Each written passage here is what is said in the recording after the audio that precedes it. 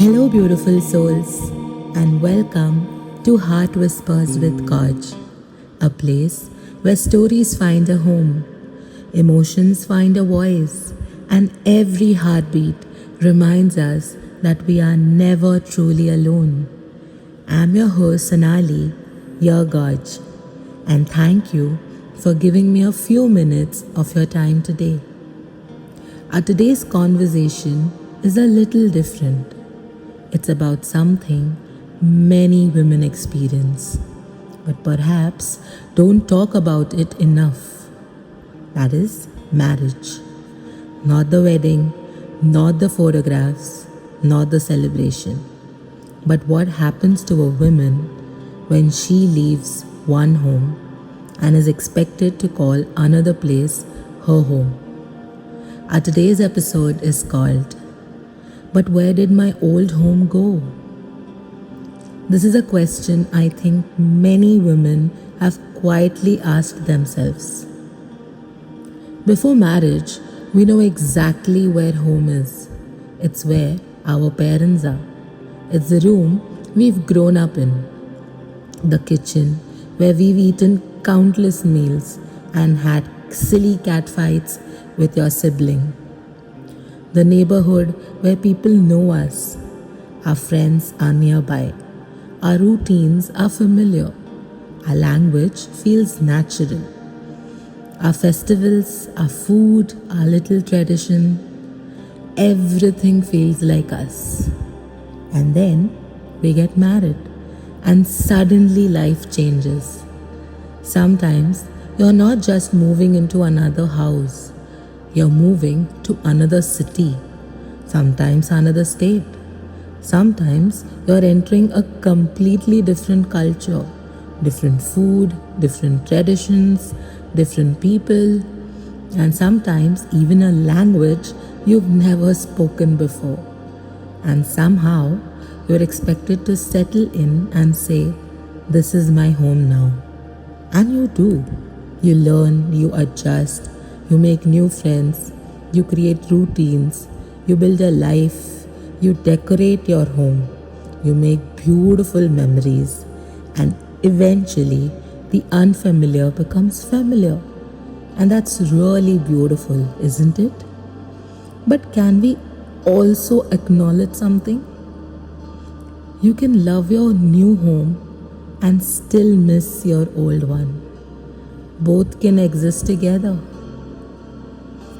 Perhaps one of the hardest things about marriage is leaving your parents behind. Because marriage doesn't change the fact that you're still their daughter. If your mother isn't well, your heart wants to be there. If your father needs you, you want to go. If something happens at home, you want to be the daughter who walks through that door and says, "I'm here, I will be there forever."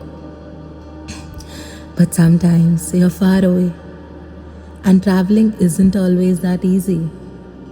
You have your own home, your responsibilities, your life, and sometimes all you can do is call, listen, worry, empathize, and say, "Oh, I wish I could be there."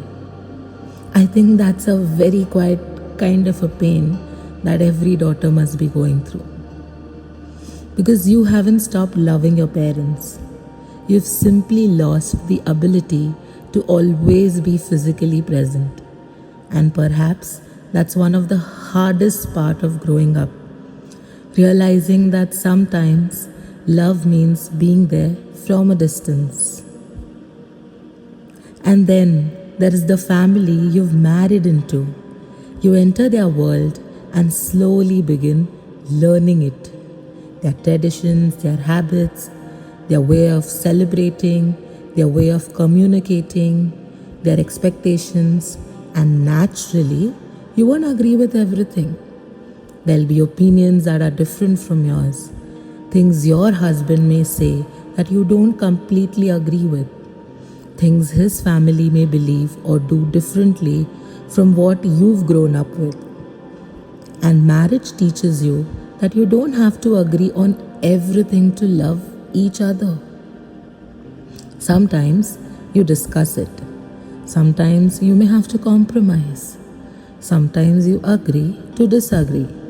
And sometimes you simply choose peace, not because you don't have a voice, but because you've realized that being a team isn't about proving who is right. It's about understanding what matters to both of you. And that takes time, my friend. And then comes the other part for a girl, for a lady, for a wife, and that is friendship. They are the ones who were there with you before you got married, the people who knew you before you became someone's wife. They just call you and say, "Hey, we are planning a trip. Are you coming with us?" And honestly, there are times when I really want to say, "Yes, yes, I'm coming. No matter what, I'll be there." But life isn't always that simple anymore, because responsibilities don't disappear just because you want a break. I have a furry little baby at home who needs me. She needs her meals, her walk, her medicines when she is unwell, her care, her attention, and there are days when she simply needs her mother. Then there's the home that the lady, the daughter needs to look at. The cooking, looking after the family, making sure things are taken care of. And when you put all of that together, sometimes a trip with friends isn't something you can simply decide to do. It's not that I don't want to go, it's that I genuinely can't always leave. And I think that's something people don't always understand. Sometimes you don't say no because you don't value the friendship. You say no because your life has responsibilities that need you in it. And perhaps that's one of the biggest changes after marriage. Before marriage, you could sometimes just pick up a bag and leave. But now, there are people and little lives depending on you. And that's not necessarily a bad thing. It's simply different. But sometimes, you still miss that little girl who could spontaneously say, "Hey, let's go, I'm coming." And you actually go. And then comes something perhaps even more complicated. You are told, this is your family now. And you try, you genuinely try hard. You care, you adjust, you participate, you celebrate, you show up, you become part of their lives. But sometimes you still feel like an outsider. Not necessarily because anyone is intentionally making you feel that way, but simply because they have a lifetime of memories you weren't part of, stories you don't know, traditions you didn't grow up with, relationships that existed long before you arrived. And somewhere inside, you may wonder, am I really family? And I think belonging takes time. But I also believe a woman shouldn't have to spend her entire life proving that she belongs. She deserves to feel welcomed, not just included.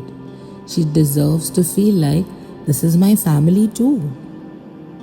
And despite all these changes, we build, we find our rhythm, we create our own traditions, we discover new places, make new friends, we laugh, we celebrate, we grow, and one fine day, you look around and realize, hey, I have built a life here too. And suddenly, this new place doesn't feel so new anymore. It feels like home. And perhaps that's the beauty of marriage. It isn't necessarily about losing one life and gaining another. It's about carrying pieces of the life you came from while creating something new. Because your old home doesn't disappear. It lives in you. In your mother's voice, in your father's advice, in the food you grew up eating, in your childhood photographs, in your old friendships that still exist, in the language that feels like home. in the person you became before you ever became someone's wife. So, if you are listening to me today and you've ever felt caught between two homes, I want you to remember something. You don't have to choose. You can love your husband and still miss your parents. You can love your new city and still long for your old one. You can love your new family and still carry your old family in your heart. You can care deeply for your home and still miss the freedom you once had. You can be a wife without stopping being yourself. So take a deep breath and tell yourself, I'm allowed to belong in more than one place. I'm allowed to miss what I left behind. And I am allowed to love what I have built. Thank you, beautiful souls, for spending these moments with me. Our today's conversation wasn't about saying that marriage is difficult. And it certainly isn't about choosing one family over another. Marriage can be one of the most beautiful relationships we experience. But perhaps we also need to acknowledge the enormous transition that comes with it. Because behind every woman who says, "This is my home now," there may be a little girl inside her who remembers exactly where she came from. And maybe that's okay, because perhaps we never really leave our first home. We simply carry it with us. We carry our parents, our childhood, our friendships, our memories, our old streets, our old routines, and then we build another home. We create new memories, new traditions, new relationships, a new life. So maybe the question isn't really, where did my old home go? Maybe the answer is, it never went anywhere. It lives inside me. And perhaps that's what growing up really means. Learning that you can have more than one home without loving any of them less. So wherever you are today, cherish the home that raised you. Cherish the home you've built.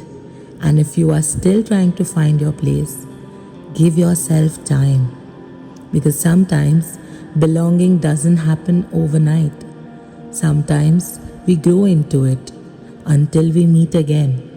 So be gentle with yourself. Be kind to others. Cherish the people who made you feel who you are.